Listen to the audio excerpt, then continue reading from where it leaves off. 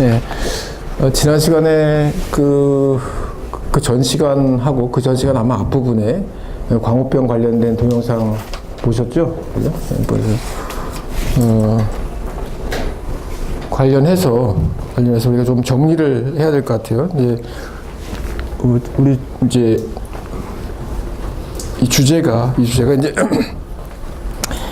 산업형 농업, 공장형 축산 뭐 이런 얘기를 했었고, 특히 이제 공장형 축산이라고 하는 것이 가지는 사회 환경적 혹은 뭐 건강적인 위험, 의미 이런 것들을 이제 광우병 동영상을 통해서 아마 읽을 수 있었을 것 같아요.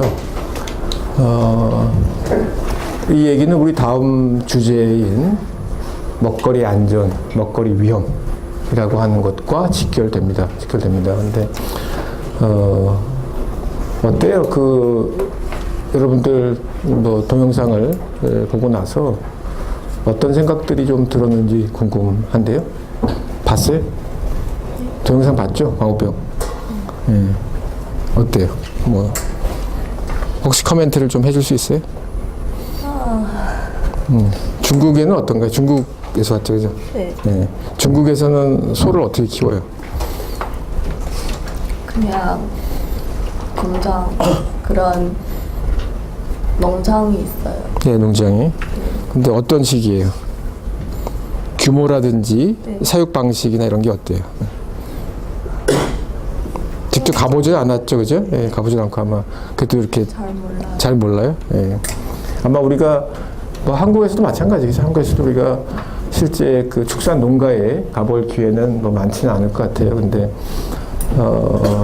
뭐 동영상에서 나온 미국의 그 거대한 규모의 공장형 축산 혹은 뭐 집중 사육형 시설, 그걸 영어로 뭐라 그러죠?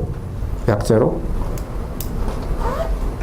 이제 뭐 일반적으로 뭐 팩토리 파밍이라고 하지만 그거를 보다 좀 이렇게 전문적인 용어로 그쵸? CAFO, CAFO, 그죠? 그래서 Concentrated Animal Feeding Operation 아마 이렇게 돼 있을 거예요. 그래서 그것은 이제 일단 몇 가지 특징들을 가지죠. 우리가 뭐 미트릭스를 통해서도 보고 지난번 그 광우병 동영상을 통해서도 봤듯이 좁은 공간에 혹은 일정한 공간에 최대의 많은 가축들을 한데 몰아놓고, 그죠? 가능하면 운동량을 줄이고, 그리고 계속해서 사료를 먹이게 되죠. 그리고 그 사료는 기본적으로 뭘까요? 그렇죠. 곡물들, 옥수수를 중심으로 한 곡물이고, 그리고 이제 그 공장에 잠입해서 공장에 촬영 허가를 받아서 이렇게 문 밖에서 찍은 게 있었죠. 뭘 먹였었죠? 추가적으로? 육식성.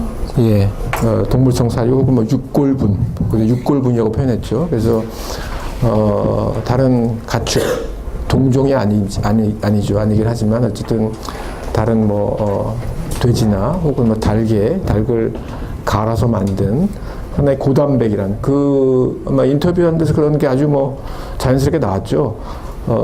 굉장히 효율적이라는 거죠. 옥수수 먹이는 것보다 훨씬 싸고 또 체중 증가에도 도움을 주는 이런 이제 육골분을 사료를 섞어서 먹이는 뭐 이렇게 것이 이제 굉장히 중요한 공장형, 특히 미국형 공장형 축산의 특징이죠.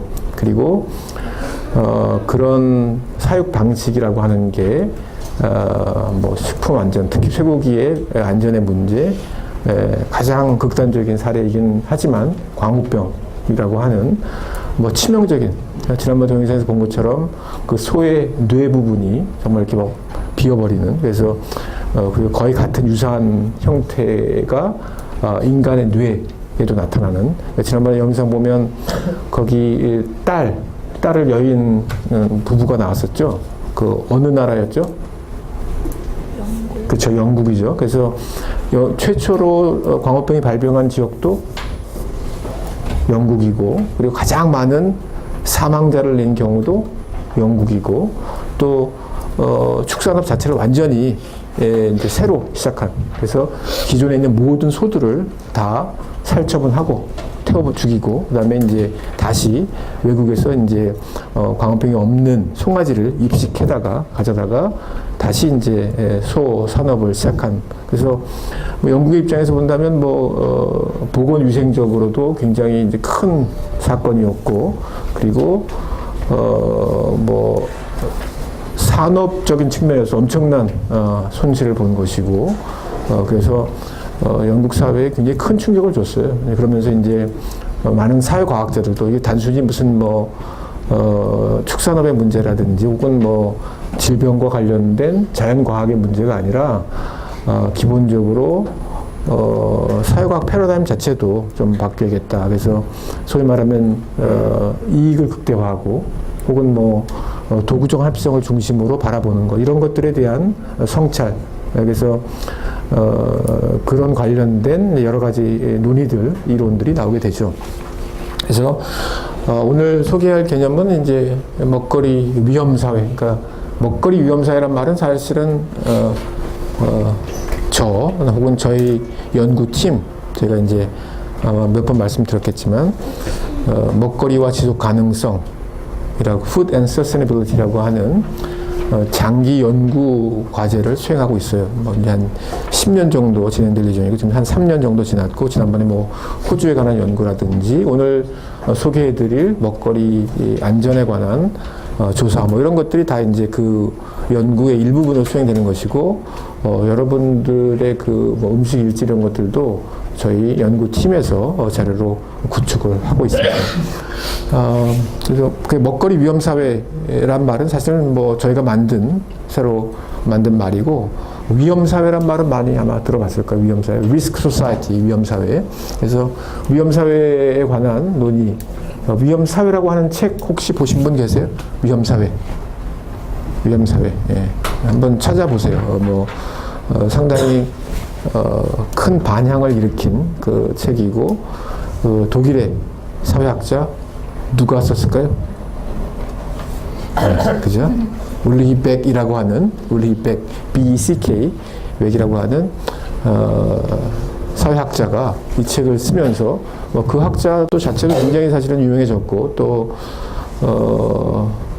최근에는 정확한 책 제목은 기억이 안 나는데, 이건 세계화 위험의 세계화인가 세계화 위험인가 약간 그런 책을 또 써서 또 적지 않은 또 독자를 가지고 있습니다. 울리백에 따르면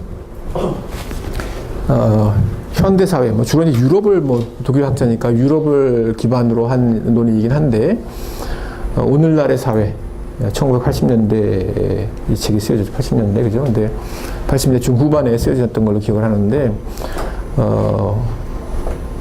현대 사회는 무슨 사회다?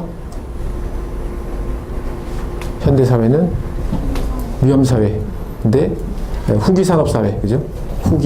Post Industrial Society, 후기 산업 사회라고 본 거죠. 그래서 이제 우리가 혹은 서구가 빠르게 근대화, 산업화의 길을 자본주의 발전 과정에서 겪었고, 그래서 여러 가지 변화들이 일어나죠. 사회적으로 정치적으로는 민주주의 같은 것들이 만들어지고, 시장 경제라고 하는 게 제도화되고, 또 그 과정에서 노동, 그전에는 다 농사를 졌는데, 그죠? 농사를 졌는데 다 이제 공장에서 일을 하거나 사무실에서 일을 하는 일종의 이제 산업사회를 경험하게 됐죠. 그런데 이제 후기 산업사회, 포스트, 후기, 탈, 이런 여러 가지 번역이 가능할 텐데, 포스트 인더스트리얼. 그래서 이제 산업, 공장, 공업이 중요한 게 아니라 다른 이제 아마 서비스업이라든지 이런 것들이 굉장히 중요해지는 사회이고, 그러면서 어떤 변화들이 생기냐 하면, 사람들이 더 이상 이제 그전에는 주로 임금 투쟁을 많이 했다는 거죠. 산업사회에서는 노동자들, 근로자들이 혹은 프로레타리아 이렇게 얘기하죠. 노동절, 여러분들 5월 1일이 노동절이었죠. 메이데이. 중국에서는 굉장히 큰 날이죠. 5월 1일. 아닌가요? 그죠? 맞죠? 그래서 노동자들의 날. 노동자라고 하는 게 별게 아니죠. 사실은 보통 여러분이 다 노동자가 됩니다. 그 노동자라고 하는 건 웨이지 레이버거든요. 그 임금 노동자예요. 그래서 더 이상 농민이라든지 혹은 뭐 회사 사장, 뭐 자영업자가 아니고 대부분의 사람들이 임금을 받으면서 여러분의 노동력, 레이버 파워, 여러분들이 가지고 있는 노동력을 판매해서 그걸 팔지 않으면 먹고 살 수가 없는 사회가 이제 산업사회의 소위 말하는 노동 계급이 되는 거죠. 그래서 이제 이런 사회에서는 사람들이 혹은 노동자들이 대부분이 이제 노동자들이 임금을 많이 받고 싶어 하죠. 그래서 사회 운동도 어떻게든지 매년 임금을 올려달라. 뭐 이런 사회였다는 거죠. 그런데 이제 서구의 어떤 역사에서 본다면 1970년대 정도 되면 이제 산업사회가 아니다 더 이상 서비스업이 중심이고 또 사람들도 그냥 뭐 임금만 많이 받는 게 별로 행복하지 않다. 탈산업사회론이라고 하는 것들이 나오게 돼요. 그래서 사회운동의 측면에서도 맨날 월급 올려달라고 뭐 이런 거보다는 조금 더 다른 이슈들에 관심을 갖게 돼요. 여러분 혹시 68 혁명 이런 말 들어보셨어요? 68 혁명? 68 혁명? 예. 그래서 새로운 뭐 이제 유럽을 중심으로 해서 이제 기존의 권위, 뭐 기존의 이를테면 우파 정부뿐만이 아니라 기존의 뭐 좌파 혹은 사회주의에 대해서도 이제 비판을 하기 시작하면서 굉장히 권위주의적인 사회가 싫다.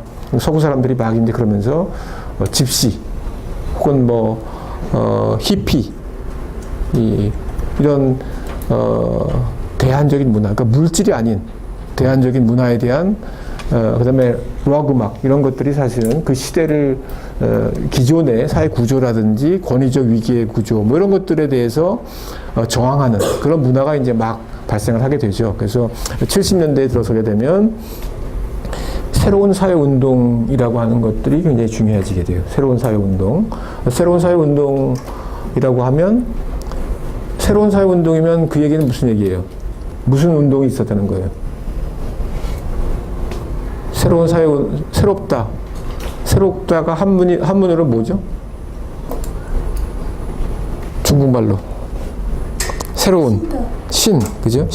그죠? 신이라고 발음해요? 네. 네, 신. 중국 한마디, 예, 신. 예. 신. 오케이. 예, 그래서 그래서 새로운 사회운동, 신사회운동, 혹은 영어로는 뭘까요? 새로운 영어로? New. 그렇지. 예, 발음도 좋네요. New? 새로운 사회운동이 이제 발생하게 되죠. 그러면 옛날 사회운동은 구사회운동이죠. 구라 그래요? 구사회운동이 이제 있었겠죠. 구사회운동은 뭘까요, 그러면?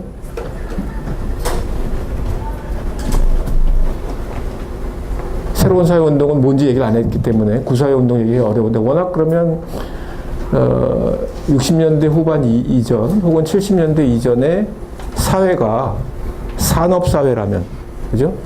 산업사회에서는 주로 사람들이 뭘 해서 먹고 산다 그랬죠?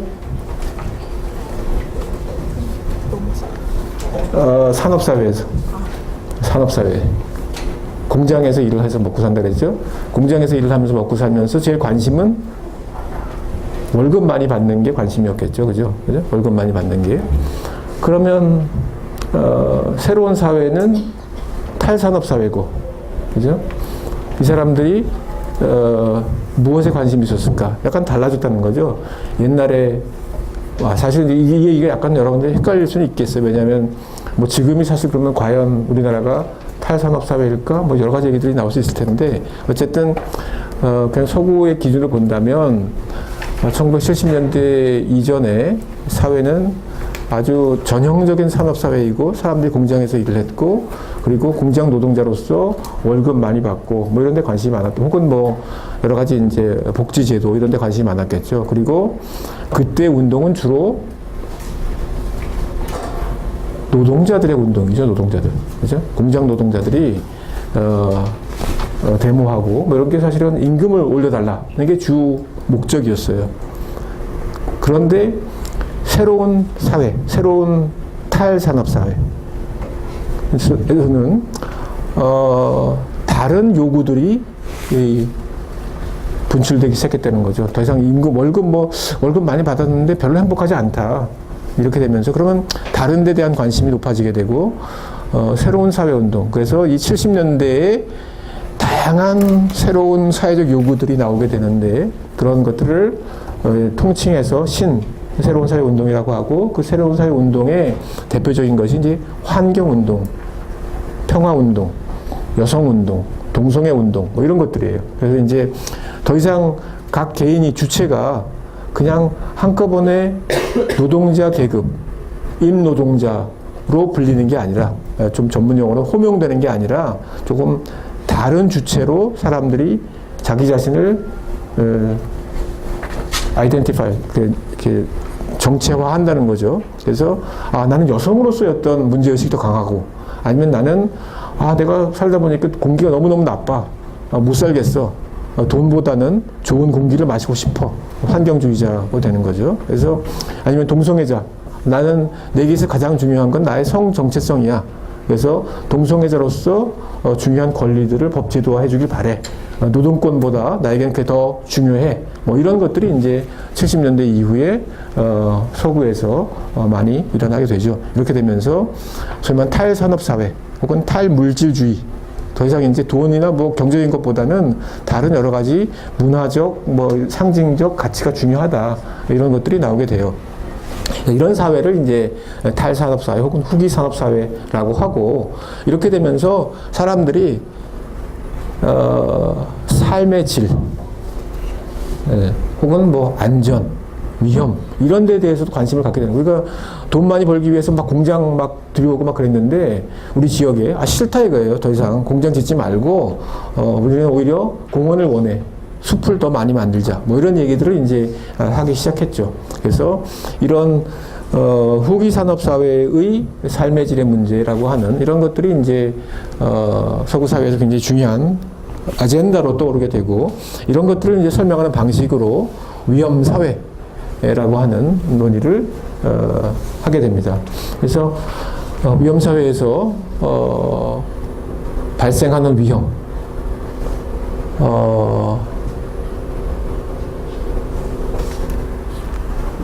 여러분들이 한번 생각할 때 오늘날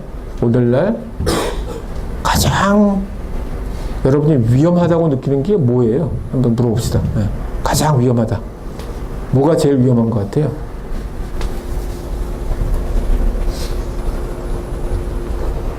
거기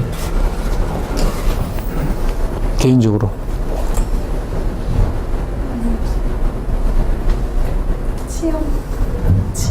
치안이요?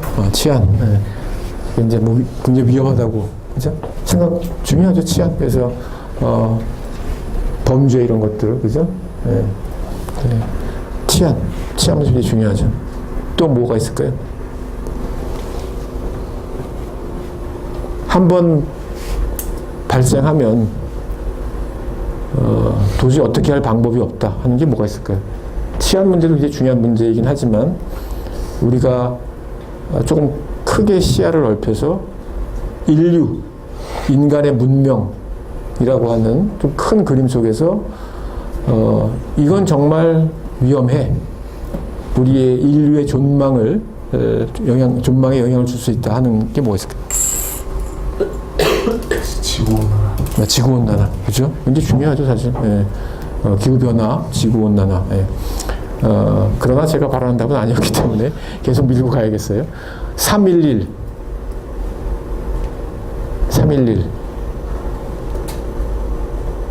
3월 11일. 일본.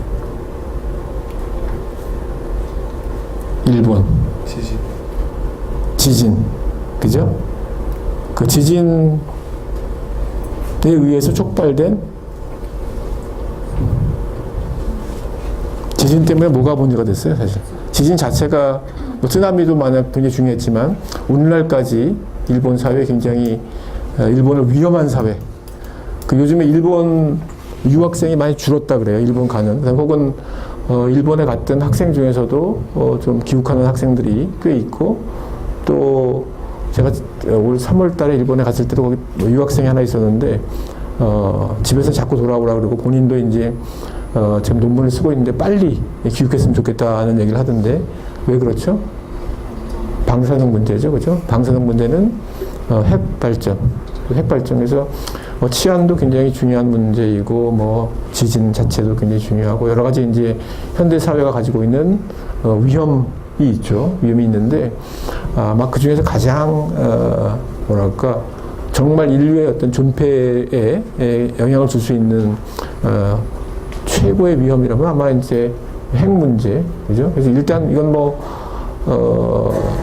터지면, 발생하면 걷잡기 힘든, 핵 발전이 됐건, 혹은 핵 무기가 됐건, 그래서 지금 북한 핵 문제 이런 것들이 계속 지금 논의가 되고 있는 게 핵이 가지고 있는 통제 불가능한 위험 때문이죠, 사실은. 감당할 수, 어떻게, 다스릴 수가 없는 거죠. 그래서 보통은 이제, 위험이라고 하는 거는 어쨌든 사람들이 위험하다고 느끼면 그 위험에 대한 대책을 마련하죠. 그죠? 대책을 마련하고 그 위험 사정, risk assessment라고 하는 게 있어요. 아마 여기 경영학하는 친구들도 그런데, 근데 회계학 쪽에서 회계학이라든지 아니면 보험학 이런 데서 위험 사정을 해요.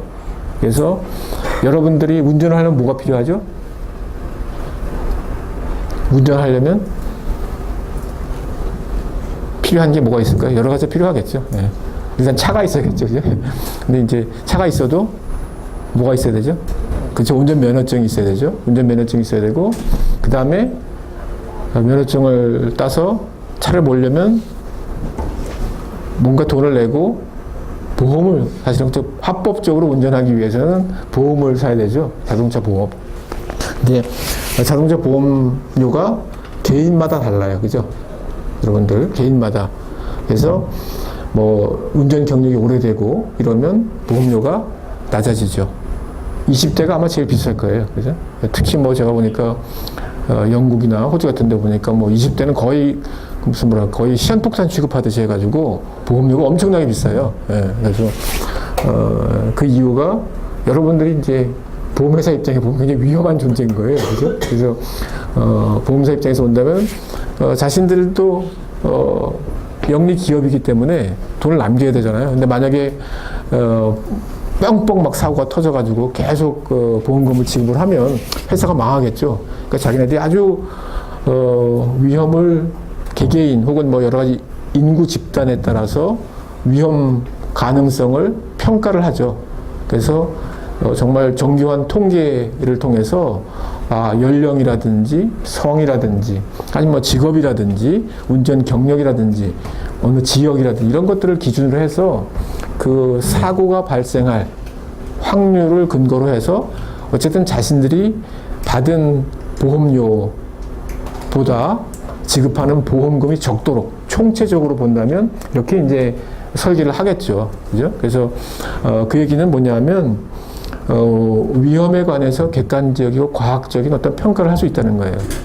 그걸 바탕으로 해서 그래서 이제 현대 사회의 굉장히 중요한 특징이 이런 계산 가능성, calculability. 지난번에 맥도날드에서도 정리 얘기가 됐지만 계산 가능하다는 거죠. 그래서 위험도 계산을 하고 그걸 바탕으로 해서 보험 시스템을 만든 거예요. 그래서 굉장히 현대 사회의 정교한 어떤 관리학이라고 할까 이런 것이 이제 이런 보험학 같은 거죠. 그런데 사실은 제가 알기로는 핵 발전과 관련된 보험은 없다고 알고 있어요. 핵 발전, 핵 무기와 관련된. 이거는 위험을 산정하기 굉장히 어려운 거예요. 그러니까 확률이라든지 실제 피해 규모, 지급해야 될 보험금, 이런 것들을 고려해야 이제 계산이 나오는 거죠. 소위 계산을 뽑아야 되는데, 핵 발전의 위험, 핵과 관련된 거는 사실은 이런 위험학을 바탕으로 해서 계산을 내서 보험료를 얼마로 계산을 할지, 보험금을. 그래서 이번에 3.11 일본의 지진과 그에 따른 쓰나미, 그 다음에 핵발전소에 의한 방사능 유출, 이런 피해들이 발생했는데 지금도 사실은 그 피해 규모를 측정하기가 어렵다는 거죠. 왜냐하면 2차, 3차 오염이 계속 있고, 뭐 그 일대 지역이 완전히 그냥 그야말로 유령 도시처럼 된 거는 뭐 너무나 당연한 것이고, 그 다음에 이제 그 지역의 농민들의 경제적인 피해, 가축들이 막 그냥 방기되고 사망하고 뭐 이런 것들은 아마 어느 정도 계산이 가능할 것 같아요. 그렇지만 이게 이제 얼마나 갈지, 10년, 20년, 30년 그 누적된 어떤 효과, 영향, 그 다음에 실제 방사능 오염에 노출돼서 특히 생식세포에 영향을 주는데, 그럴 경우에 출생하는 기형아 문제, 지금 체르노빌 같은 경우 여전히 지금 몇 세대, 한 3세대에 걸쳐서 진행이 되고 있잖아요. 근데 이런 것들을 도대체 정확하게 측정을 해서, 사정을 해서 피해액이 얼마다. 그렇기 때문에 우리 보험회사 입장에서는 지역 주민, 지자체, 아니면 그 후손들에게 돈을 얼마를 줘야 될지 계산할 수가 없는 거죠. 이런 이제 위험이 어떻게 보면 가장 극단적인 위험이긴 한데, 이죠. 그래서, 올리백 같은 경우는 사실 체르노빌, 그러니까 서구의 사회과학자들이 1986년에 있었던 체르노빌 핵 발전 사고, 핵 폭발 사고로부터 충격을 많이 먹었어요. 그래서 도대체 이게 뭐가 문제냐. 근데 결국 이 문제가, 이 위험이 현대 사회의 어떤 구조 속에 내재되어 있다는 거예요. 우리가 못나서, 이를테면 발전이 안 돼서, 예를 들면 전통사회에서 쭉 현대사회로 가고, 아니면 옛날에 농경사회, 이럴 때 비해서 우리가 발전하지 않아서 이런 사고가 발생하는 게 아니라, 오히려 어떻게 보면 현대사회의 기술과학적 발전, 아니면 도구적 합리성의 어떤 실현, 이런 것들에 의해서 어쨌든 개념상으로 보면 더 발전된 사회, 탈산업사회, 하여간 이런 게 후기산업사회가 됐는데, 그 사회의 구조 자체에 이러한 위험들이 자꾸 만들어진다는 거죠. 과학기술을 통해서 핵발전소를 만들고, 과학기술을 통해서 공장을 화학 공정을 하고, 혹은 GMO를 통해서 새로운 작물을 만들어내고, 이런 과정이 한편으로는 굉장히 근대적인 어떤 발전과 진보를 가져오지만, 또 동시에 그 위험의 심화,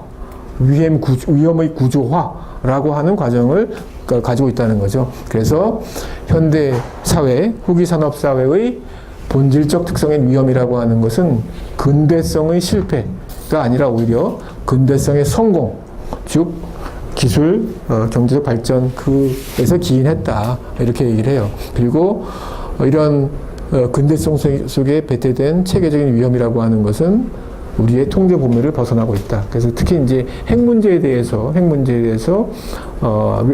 올리백이 많이 언급을 예로 듭니다. 그래서 그러면서 이제 구체적으로 인용을 하자면, 현대 사회가 스스로 산출한 위험을 통제할 수 있다는 믿음이 깨졌다는 거죠. 그래서 통제할 수 없는, 우리는 과학기술 진보라고 하는 것을 위해서 엄청난 자금을 투자하고 연구를 하고 기업이 그것을 상품화하고 그렇게 해서 이제 여러 가지 다양한 문명적 혹은 산업적 생산품도 만들어지고 이러는데, 그 과정에서 예기치 않은, 어떻게 보면 어떤 여러 가지 위험을 계속해서 만들어내고, 이것은 옛날의 위험하고는 다르다는 거죠. 옛날에 옛날 사람들도 벼락 맞고 죽고, 길 가다가 쓰러져 죽기도 하고, 아니면 도둑도 만나고 막 그랬겠죠. 근데 그런 위험과는 다른 아주 현대 사회의 속성 자체에 기인한 그런 새로운 위험들이 만들어지고 있고, 이 새로운 위험들은 우리의 어떤 과학기술이나 지식으로 관리하고 통제할 수 있는 범위를 벗어나는 경우가 많이 있다는 거죠. 이런 그 위험사회론을 근거로 해서 이제 저희 연구자들이 먹거리 위험사회, 현대사회의 먹거리 위험, 우리가 이제 맞닥뜨리는 다양한 여러 가지 먹거리 안전의 문제 혹은 불안전의 문제죠. 위험의 문제들이 있는데, 그런 위험들이 점점 더 어떻게 보면 현대적 혹은 도구적 합리성, 과학기술 이런 것으로부터 파생되는 것이라는 거죠.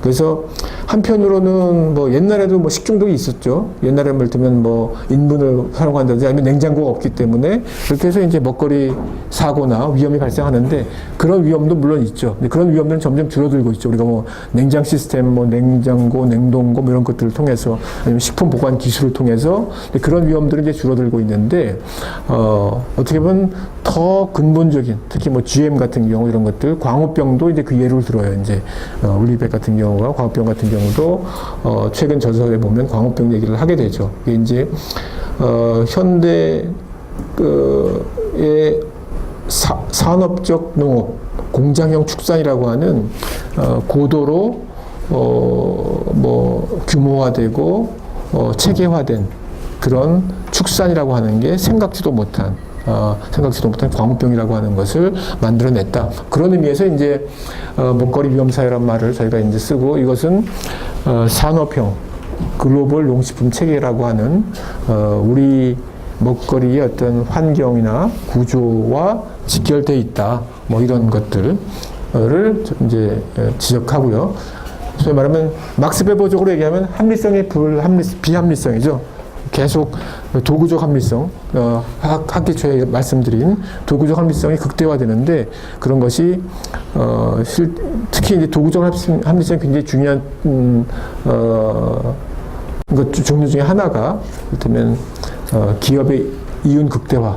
그죠? 기업은 어쨌든 굉장히 합리적인 어떤 기업의 목표는 이윤을 창출하는 것이고 그 이윤을 창출하기 위한 가장 좋은 적절한 방식을 막 찾아가는 거죠. 그래서 그 가운데서 뭐 닭을 수만 마리를 한꺼번에 가두고 그들에게 항생제를 먹이고 뭐 사료를 일정하게 먹이고 뭐 그다음에 빛을 계속 뭐 하여간 불을 끄지 않고 뭐 이런 것들을 통해서 닭을 대량으로 생산할 수 있게 됐고 우리들은 닭을 매일 먹을 수 있는 뭐 이런 이제 대량 생산, 대량 소비 시스템이 만들어졌는데 그 가운데서 이제 뭐 AI 조류독감이라든지 혹은 뭐 항생제에 대한 내성 이런 것들이 이제 생기게 되죠. 뭐 이런 것들을 통해서 어떻게 보면 전근대 사회 혹은 전통 사회에서는 생각할 수 없었던, 맞닥뜨리지 않았던 새로운 위험들을 만들어내게 되고, 특히 이제 광우병 같은 경우는, 이거는 어떻게 우리가 이 위험을 감당할 수 없는, 보험료를 산정할 수 없는 그런 위험으로, 바라볼 수 있겠죠.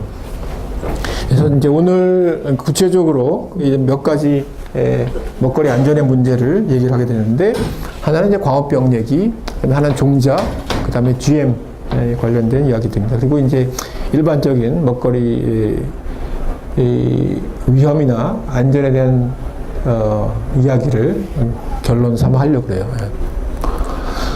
자, 뭐 잘 알지만 뭐 지난번에 비디오에서도 나왔던 얘기예요. 광우병.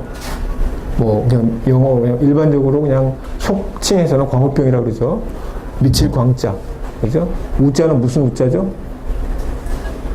소우자죠, 소우. 그래서, 미친 소. 그죠? 병이죠. 전문 용어로는 이제 BSE, Bovine Spongiform. 그 다음 거는 저도 발음하기가 어려워서 그냥 건너뛰고요. encephalopathy라고 하는데, 어쨌든 BSE라고 보통 얘기를 하죠. BSE가. 지난번에 동영상에서 본 것 같은 그런 뇌의 독특한 구조를 낳게 되는데 그래서 치명적인 신경퇴행성 질환 그리고 스폰지 모양이 되고 잠복기가 한 4년 정도 뭐 그러나 어떤 경우에는 뭐 10년 뭐 이렇게 가고 이거는 사실은 새로운 질병이기 때문에 이 질병에 대한 아마 추적 연구들이 진행이 되고 있는 걸로 알고 특히 영국 같은 데서는 굉장히 중요한 의료 연구 분야예요. 그래서 일단 소들은 전부 다 살처분 됐지만 이게 이제 인간에게 그 당시 이제 사망하거나 아니면 우리가 사망하지 않았지만 사실은 잠복하고 있는 그런 사람들도 상당수 있을 것으로 예상되기 때문에 계속해서 아마 새로운 질병 역학적인 어떤 연구를 해야 되겠죠. 1986년에 처음 보고가 됐고 18만 마리 이상의 소의 발병이 됐고요. 그리고 이제 결국은 440만 마리 이상을 도축해서 완전히 이제 새로운 축산업이 시작됐고요. 광우병이 이제 보통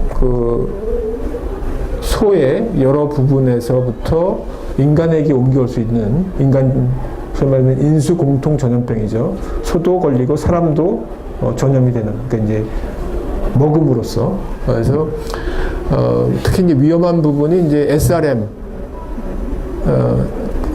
동영상에서도 아마 여러분들이 관심을 가지고 들었으면 SRM이라고 하는 말을 썼는데, 특정 위험 물질, Specified Risk Material 이렇게 얘기를 하죠. 그래서 어떤 부분이냐면 뇌, 소의 뇌라든지 척수라든지 내장 이런 부분들이 이제 굉장히 위험해요. 그래서 뼈, 등뼈 같은 경우, 척추가 그래서 이제 우리나라에서도 미국에서 이제 광우병이 발병했을 때 수입을 전면 중단하다가 다시 이제 재개했다가 중간중간에 이제 노무현 정부에서 잠깐 중단했다가 재개하고 이런 것들이 반복됐는데, 그게 이제 왜냐하면 우리가 살코기만 30개월 이하의 살코기만 수입하기로 돼 있었는데, 어떤 경우에 보니까 뼈가 혹은 뭐 척추뼈가 등뼈가 이제 같이 끼어 들어온 경우가 있고, 이러면 이제 검역 단계에서 이제 빨간불이 켜지게 되고 검역 수입 중단을 하죠. 뭐 이런 것들에 대해서 이제 일정한 조치가 취해지면 다시 재개하고, 뭐 이러다가 이제 그 이명박 정부 이전에 노무현 정부에서 그런 사고 때문에 수입을 중단한 상태였었죠. 그리고 이런 것들을 먹은 인간에게 전염이 되고, 사람은 이제 BS라고 하지 않고, 모바인은 소란 뜻이니까, 그죠? 그래서 변종 크라이츠펠트 야코프병 뭐 이렇게 이름을 짓고 있어요. 그래서 그 발병자 수가 발병자 수, 인간 광우병, 소위 말하면 인간 광우병 발병자 수가 몇 명인가를 좀 알고 싶어서 이제 적었어요. 근데 지금 되게 헷갈리죠, 여러분, 그죠? 2009년 10월, 2012년 또 이렇게 뭐 숫자가 막 다른데, 이게 왜 이러는지 혹시 아세요? 알 수가 없겠죠, 그죠? 네, 알 수가 없는데, 제가 이제 이 수업을 개설할 때마다 다시 돌아가서 이제 강의 자료도 제가 이제 계속 업데이트를, 여러분들이 지금 다운받은 자료들이 계속 좀 약간 바뀌고 있을 거예요. 그죠? 그래서 기본 강의 안은 있지만 계속 제가 이제 뭐 그때그때에 따라서 업데이트를 하는데, 이 부분은 이제 강의할 때마다 다시 또 이제 그 위키피디아에 가서 자료를 찾아봐요. 근데 제가 자료를 찾아보다 보니까 이게 좀 계속 좀 찾아봐야겠다 하는 생각을 갖게 되는 게, 2009년도 10월에 제가 이제 안식년 가기 전에 이 강의를 개설했을 때는 163명, 연구에서 163명이었고 기타 지역에 37명이었어요. 그런데 작년 12월에 제가 안식년 갔다 와서 이 수업을 개설했을 때 11월 달에는 166명, 그러니까 3명이 더 발병했다는 거죠. 그러니까 결국은 아직 끝나지 않았다는 걸 보여주는 것 같아요. 이 광우병이, 인간 광우병이 이제 소는 전부 다 살처분하고, 그 다음에 축산업을 다시 시작했고, 유럽이나 혹은 세계적으로도 인간 광우병에 대한 논의가 사그러들었어요, 사실은. 그죠? 그런데 어쨌든 이 시점에서 제가 위키피디아에서 확인했을 때랑 달리 이제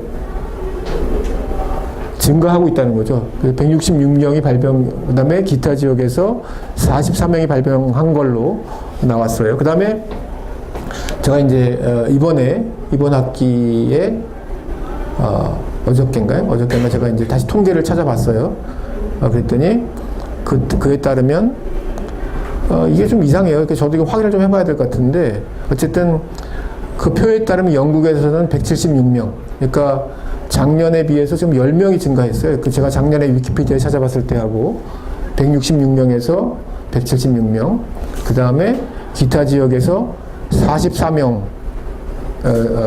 이었는데 53명으로 증가하고, 그래서 결국은 무슨 얘기냐면, 이 같은 자료에 따라서 제가 이제 검색하는 시점에 따라서 환자 수가 계속 증가하고 있다는 거죠.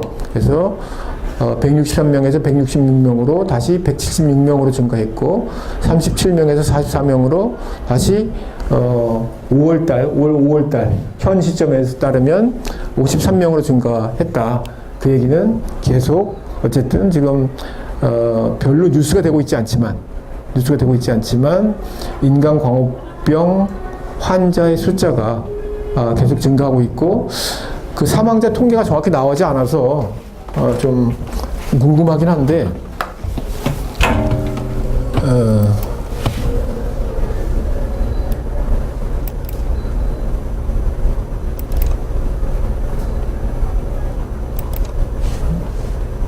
잘못 들었네.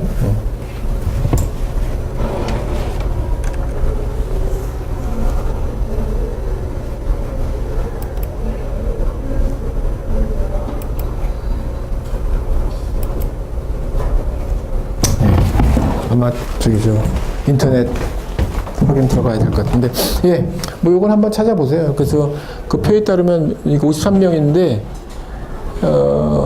또 통계가 안 맞더라고요. 그러니까 영국하고 기타 합치면 지금 229명이 돼야 되는데 또 본문에서 위키피디아에 기술한 거에 따르면 총 280명이었다고 얘기를 하고 그다음 사망자 수는 그 전에 있었는데 지금 없어지고 그렇더라고요. 그래서 대개 이제 발병자들은 거의 사망하는 걸로 그죠? 거의 100% 치사율이기 때문에 발병하면 사망하는 걸로 봐야 되는데 그 관련된 그 본문의 논의하고 또 표에 지금 위키피디아의 이 특정 페이지에 보면 잘 맞지가 않아요. 그래서 좀 궁금해서 한번 확인해 보고 싶었는데 어쨌든 그냥 이 표를 통해서 볼 때 그 위키피디아에 있는 발병자 수 표를 보면 계속해서 증가하고 있고 국가별로는 이제 어쨌든 영국이 압도적으로 많습니다. 기타 지역은 얼마 되지 않죠, 그죠? 그래서 일본 같은 경우가 이제 인간광우병 환자는 없지만 발병한 소가 상당히 많죠. 그래서 일본에서도 그 광우병에 대한 사회적 관심이라고 할까 우려가 굉장히 높았고 지금 한국의 경우에는 여러분들 알다시피 감염 사례가 보고되지 않고 있고요. 그 다음에 2003년도 이후에 미국산 소고기 수입을 중단하고 제한하고 그러다가 2008년도 여러분이 잘 아는 것처럼 이명박 대통령이 미국에 가서 약간 기본적으로는 이제 자유무역주의, 그다음에 특히 이제 한미 자유무역 협정 FTA를 위해서 미국 정부에 이제 선물을 했죠. 그래서 우리가 미국산 쇠고기를 전면 수입하겠다. 그 다음에 연령 제한. 보통 이제 소가 나이가 많으면 이제 광우병에 걸릴 확률이 높죠. 그래서 그 전에 30개월이라고 하는 연령 제한이 있었는데 이런 것들을 없애겠다.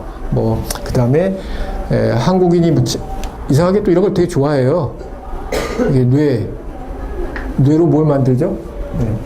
소머리 국밥이 꼭 뇌로 만드는 거 아니라 소머리로 만들겠죠. 소머리 국밥, 내장탕 이런 것들이 우리가 일반적으로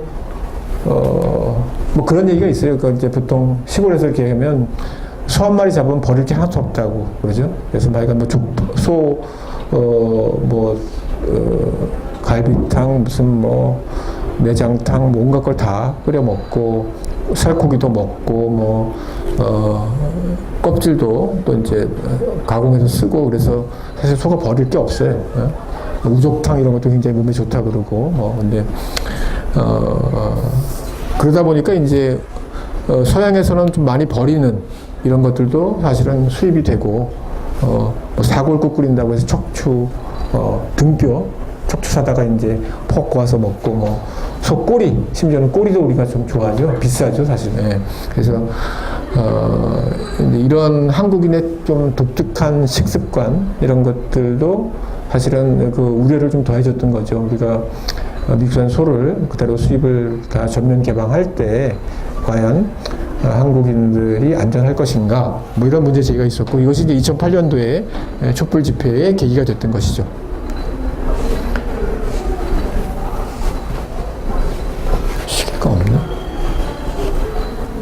시간 남았죠? 좀 더 시계 맞죠 지금? 네. 자,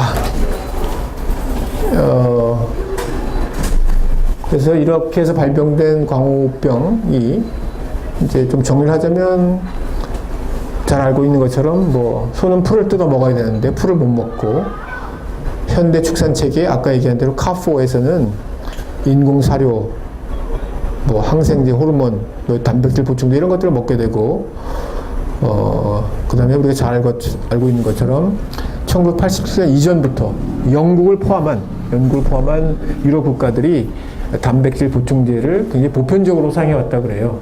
그래서 이런 것들에 의해서 위험 잠재 요인이 이미 있다가 이제 발병을 한 거죠.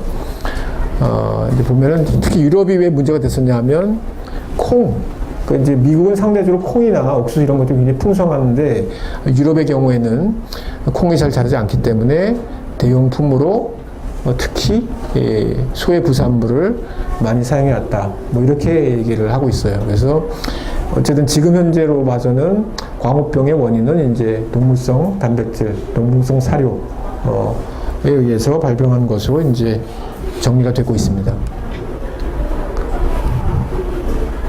이거는 뭐 이제 광우병 발병 지역이에요. 그래서 북미, 미국, 캐나다, 그죠? 미국, 캐나다. 미국과 캐나다는 북미 FTA에서 그죠? 사실은 동일한 경제권이라고 할 수 있어요. 그래서 광우병에 있어서도 그래서 우리나라가 이제 계속해서 미국과 캐나다의 소를 규제를 해왔고 미국 소를 개방했고 아마 최근에 작년인가요? 하여간 캐나다 측에서 캐나다 소에 대한 소고기에 대한 수입 재개를 수입 개방을 요구해 왔어요. 그래서 아마 서로 한미 정부에서 좀 실무자들이 서로 논의를 하고 있는 걸로 알고 있거든요. 그 다음에 이제 일본, 아시아에서는 일본이 이제 광우병이 발생을 했고 뭐 유럽 국가들은 말할 것도 없고요. 그죠? 그래서 그 다음에 소위 말하면 이제 지금 세계 축산업, 특히 쇠고기의 가장 중요한 수출 지역인 중남미, 뭐 아르헨티나 이런 데, 브라질 이런 지역은 아직까지 광우병 발병 사례가 없고 호주는 물론이고요. 그래서 호주와 뉴질랜드, 호주에서 그래서 이제 일본, 호주에서 한국으로 쇠고기를 수출 많이 하고 있고 이 광우병 관련 논란이 이제 호주 축산업에 굉장히 중요한 도움을 줬죠. 그래서 호주 소는 그 브랜드가 뭐라고 그랬죠? 자신들이 만든 브랜드 이름이 호주 청정우라고 하는, 그죠? 호주 청정우라고 하는 이름으로, 그런 이름으로 한국 시장에 굉장히 적극적으로 진출을 했었습니다. 그래서 한동안은 거의 뭐 호주산 쇠고기가 국내 시장을 지배하다가 최근 들어서는 이제 한 2년 전부터인가 약간 미국산 쇠고기의 수입량이 대폭 증가하고 지금은 아마 미국산 쇠고기가 더 많이 수입되는 걸로 알고 있어요. 그래서 저희가 여러 조사들 해보면 아직까지도 한국에서는 고기 소비가 약간 돈하고 관련이 수입하고 관련이 있어요. 그래서 소득이 높아야 쇠고기를 먹고 또 소득이 높은 층은 뭐 한우를 먹지만 소득이 낮으면 미국산 쇠고기도 먹고 뭐 이런 식의 이제 소득에 따른 어떤 선택의 폭이 굉장히 좁아지죠, 달라지죠. 그래서 이제 그런 만약에 먹거리 어떤 평등권을 얘기하려면 사회적 평등, 그죠? 소득이라는 불평등 문제를 고려하지 않을 수 없습니다. 이게 단순히 기호의 문제가 아니라는 거죠. 뭐 나는 한우를 좋아해. 나는 뭐 미국산 소를 좋아해 이게 아니고 어쩔 수 없이 혹시 여러분들 어제 인터넷에 바나나 관련된 기사 보신 분 계세요? 바나나? 없으세요? 네. 보신 분 없어요? 정말? 그래서 이 수업을 들으면서 여러분들이 혹시 인터넷에서 이렇게 좀 음식 아이템이 나오면 열심히 클릭을 하면 좋을 텐데 수업 효과가 전혀 없는 것 같아서 제가 갑자기 막 슬퍼지는데요. 네. 바나나 뭐 나온 기사 있어요? 검색.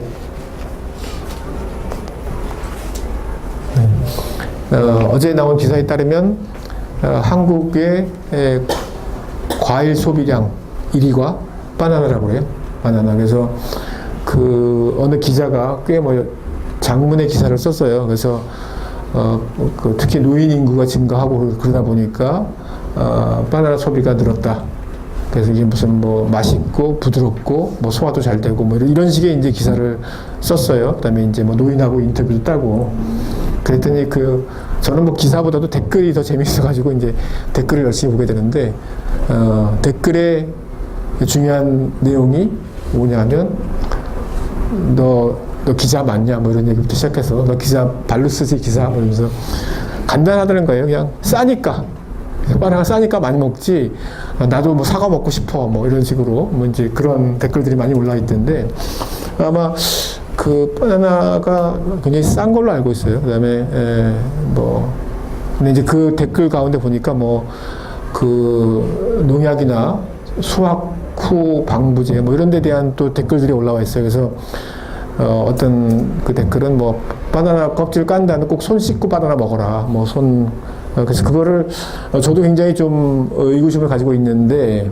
어쨌든 뭐 개인적인 느낌은 사실은 바나나 껍질을 까고 나면 약간 무슨 뭐 냄새가 나는 것 같기도 하고 그렇긴 해요. 근데 정확한 사실은 사실을 모르기 때문에 뭐라고 얘기는 할 수 없지만 아마 상식적인 수준에서 바나나가 뭐 필리핀이나 뭐 이런 데서 장거리 이동을 해왔을 때 더군다나 무게가 상당히 나가고 부피가 크기 때문에 항공 운송을 그게 할 수 있는 건지 뭐 이런 생각이 들기도 하고 그래서 그 바나나 자체에 대한 어떤 안전성 문제 이런 데 대해서는 좀 의구심을 갖고 있는데 그런 댓글도 올라와 있고요. 그래서 혹시 그 댓글 중에 뭐 여러분들 가운데 누가 올린 게 있지 않을까 막 생각도 하고 궁금했었는데 예.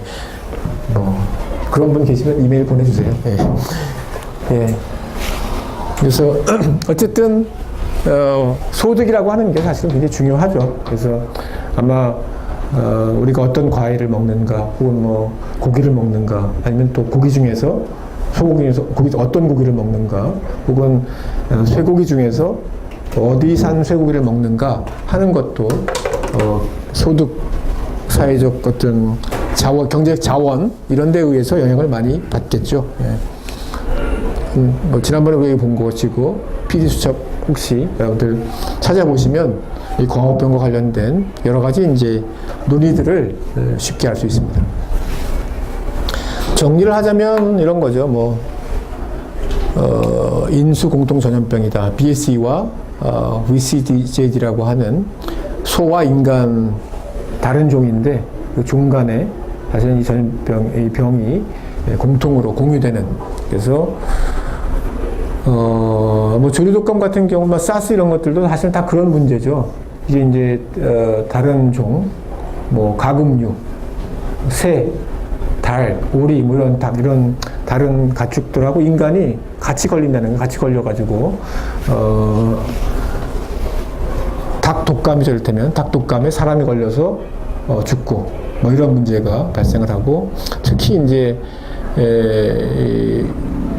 일종의 이제 공장형 가금류 생산 이런 것들에 의해서 뭐 대개 보면 닭 농장에 다녀온 사람이 병에 걸리고 뭐 이렇게 되죠. 그래서 그 중국 같은 경우도 보니까 아마 어디더라 그 상해에서 돌아가신 분 같은 경우는 부부가 돌아가셨는데 근데 남편이 아마 동남아 어딘가에 닭 농장에 다녀오고 그리고 이제 병에 걸려서 또 부인한테 옮기고 그 부인은 동남아에 가지 않았는데 그래서 둘 다 이제 사망하고 뭐 이런 것들이 이제 발생을 하죠. 예.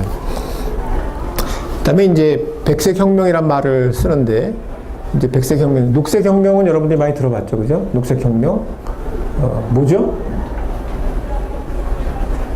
녹색혁명 다 들어보고 시험 답안도 쓰고 그렇지만 이제 시간이 많이 지났으니까 잊어버리고 또 다시 새로운 지식. 예. 그래서 이 농작물의 어떤 생산성을 높이기 위한 뭐 이런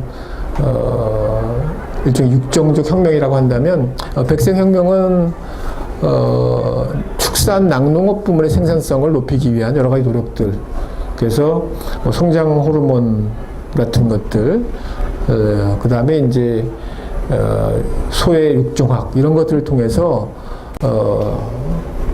그전과는 다른 엄청난 형태의 생산성을 가진 가축 산업, 축산 산업이 성장하게 되죠. 그래서 이제 이런 축산 낙농 분야에 있어서의 생산성 향상을 뒷받침한 게 이제 공장형 축산이고 단백질 사료 이런 것들이죠. 그래서 이런 백색 혁명이라고 하는 것은 어떻게 보면 소비 부분하고 다 같이 가는 거죠. 전 세계적으로 고기 소비량이 엄청나게 증가하고 또 유제품, 우유를 포함한 유제품 소비량이 엄청나게 증가하게 되죠. 그래서 이런 소비와 서로 뭐 끌고 밀고 일종의 순환 구조라고 할 수 있는데 누가 먼저인지 모르지만 어쨌든 간에 이런 구조에 의해서 고기와 우유 및 유제품의 대량 생산, 대량 소비 시스템이 만들어졌죠. 그리고 그래서 전 세계적으로 지금 진행이 되고 있고요. 이제 그런 과정에서 발생한 병이 이제 광우병이라고 할 수 있겠다 이렇게 볼 수 있고요. 그다음에 아까 얘기한 대로 막스 베버나 뭐 이런 학자들의 개념을 빌어온다면 도구적 합리성, 어떤 목표를 달성하기 위해서 가장 효율적인 방법을 찾아라. 최소 비용으로 최대의 이익을 찾아라. 라고 하는 이런 논리가 사실은 이 공장형 축산 시스템에 들어가 있고, 또 동물성 사료, 육골분, 그 육골분을 생산하는 공장업자, 이런 사람들이 이제 그런 도구적 합리성에 기반한 것이죠. 그 다음에 이제 좀 큰 담론으로 본다면 이 광우병은 우리 산업 문명이 가지고 있는 반자연주의, 그러니까 자연이라고 하는 것에 반하는, 그러니까 자연의 순리라든가 뭐 이런 것들을 굉장히 하찮게 여기는 이런 우리 문명 안에 내재되어 있는 반자연주의라든지 혹은 반생태주의. 그래서 인간도 다른 여러 종이라든지 생명체의 어떤 유기적 네트워크의 일부라고 생각하기보다는 인간은 특별한 종, 인간이 다른 자연을 지배하고 이런 것들이 너무 당연한 것처럼 여기는 반생태주의 뭐 이런 데 기반하고 있다고 얘기할 수 있겠죠. 그 다음에 또 이제 이 문제는 특히 지난번에 잠깐 언급되었던 동물 복지, 가축 복지의 문제를 제기를 해요. 그래서 유럽 국가들은, 유럽 연합의 경우에는 이제 2003년도인가요? 2003년도부터 동물 복지 5개년 행동 계획, 액션 플랜 이런 것들을 만들어서 가축들이 그래도 최소한의 어떤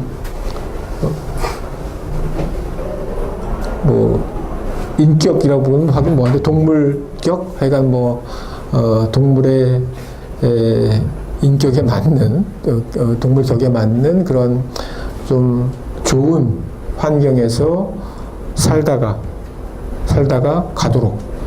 우리 식탁에 올라오도록 하자. 이런 논의들이 활발해지면서 여러 가지 이제 축산 시설에 대한 투자, 그 다음에 개체당 면적, 뭐 이런 부분을 다양한 형태의 정책으로 만들어내고 있죠. 그래서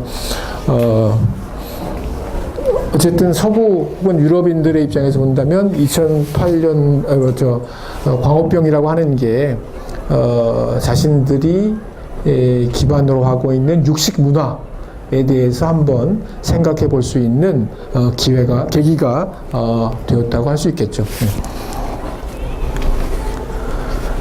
그 다음에 이제 또 먹거리 안전, 과학 기술과 관련해서 빼놓을 수 없는 게 이제 종자 문제죠, 종자 문제.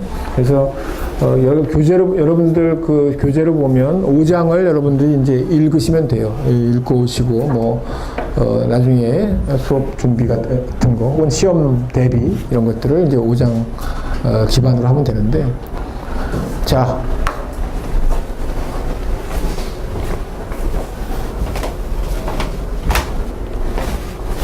괄호 넣기를 좀 해볼까요? 괄호 넣기. 여러분들 책을 다 읽고 왔으면 좋았겠지만 안 읽고 왔어도 뭐 상식선에서 한번 얘기할 수 있을 것 같아요. 예. 자, 이름이 뭐였지?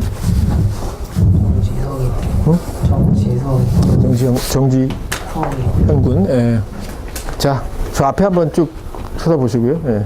잘 보이죠? 네. 자, 첫 번째 괄호 넣기. 농사의 수확물 자체이다. 무엇은?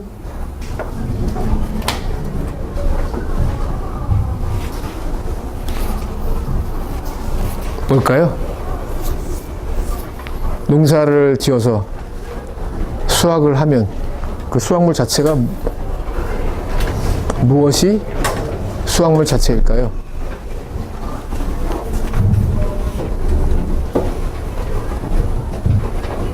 벼농사를 짓는다. 그죠?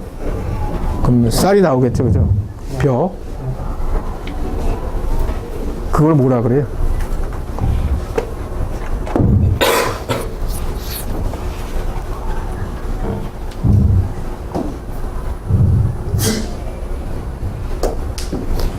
벼농사 지으려면 처음에 어떻게 하는지 아세요, 혹시? 그 모종 예, 그쵸. 모종. 키워서. 예. 어떻게 알지? 그 모짜리 이렇게 만드는 거 안 해? 그지? 네. 예. 근데 그 묘는 어디서 나올까요? 모종은? 모종 이전에는 무엇이었죠? 종자. 그렇죠. 종자. 맞습니다. 종자를 우리말로? 씨앗. 그렇죠. 네, 맞습니다. 예, 씨앗. 예, 그렇죠? 자, 다 같이 박수 한번 쳐주세요. 박수. 예, 예. 훌륭합니다. 훌륭한 어떤 추리력, 논리력 뭐 이런 것들 다 보여주죠, 그죠? 씨앗, 그 벼, 뭐 씨앗은 종자, 농사의 수확물 자체이죠, 그죠? 자, 두 번째 가로. 농사의 출발점은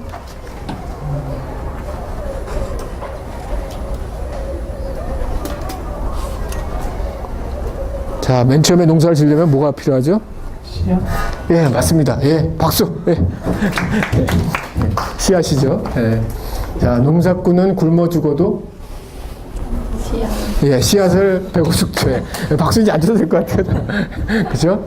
예. 그 다음에 반다나 시바라고 하는, 반다나 시바는 여러분들도 좀 한번 찾아보시면은 아마 그 교양을 위해서도 굉장히 중요한 학자인데 인도의 여성 뭐 문학 혹은 철학자라고 할 수 있고 또 에코페미니즘 여성 생태주의에 굉장히 중요한 이론가이기도 하고 또 제3세기의 문화운동, 농민운동에서도 굉장히 중요한 인물이에요. 그래서 반다나 시바를 아마 치시면 반다나 시바가 지은 책들이 여러 개 있고 번역된 것도 다수 있는 걸로 알고 있어요. 그래서 좀 관심을 가지고 이렇게 접근할 만한 훌륭한 소위 말하는 제3세기의 학자 중에 하나예요. 학자이자 운동가이자 뭐 철학자이자 뭐 이런 사람인데 반다나 시바에 따르면 뭘까요? 무모는 자연적 재생산 문화와 역사의 결과이다. 씨앗. 예. 훌륭합니다. 이건 박수 줄만 하네. 예. 그죠? 예. 그죠? 예. 점점 박수가, 그죠? 예. 맞습니다. 그래서 이 반다나 시바는, 우리 뭐 책에서도 잠깐 나오지만, 그 농민들이 씨앗을 보관하고 씨앗을 다시 심고 이런 것이 단순히 농업행위가 아니라 그 안에 있는 그 인도 농민들의 역사, 문화, 이런 것들을 다 반영한다는 거죠. 그래서 또 특히 이제 종자라고 하는 것은 세대가 가면서 계속 이제 농민들이 자신들의 지식이나 경험을 바탕으로 해서 개량을 해온 것이고 그런 의미에서 아마 수백 년 혹은 뭐 수천 년 동안 이렇게 쭉 진화해온 인간과의 상호작용을 통해 진화해온 것이 씨앗이죠. 그리고 그런 면에서 자연적 재생산이자 문화이자 역사이자 그래서 기업들에 의해서 종자가 전부 다 지배되는 것에 대해서 이제 반대하게 되죠. 자, 씨앗은 예, 식량 상태. 예, 예. 뭐 아직 치지도 않고 그냥 마이크만 갖다 대는데 바로 그죠? 마지막 씨앗은 식량 안보, food security. 그래서 식량 안보란 말은 뭐 나중에 조금 더 자세히 설명할 수도 있겠지만 어쨌든 개별 국가나 지역 사람들이 먹거리에 대한 어떤 지배권 이런 것들을 가지는 것이죠. 그래서 반다나 시바에 따르면 종자, 씨앗을 농민이 가진다고 하는 것, 아니면 인도 사람이 가진다고 하는 것은 곧 식량 주권이나 식량 안보의 문제와 직결된다는 얘기죠. 예. 여기까지 하고 다음 시간 이어서 할 텐데 교재를 좀 이제 읽어봐 주기 바랍니다. 교재에 다 나와 있는 얘기예요. 예, 수고했습니다. 예.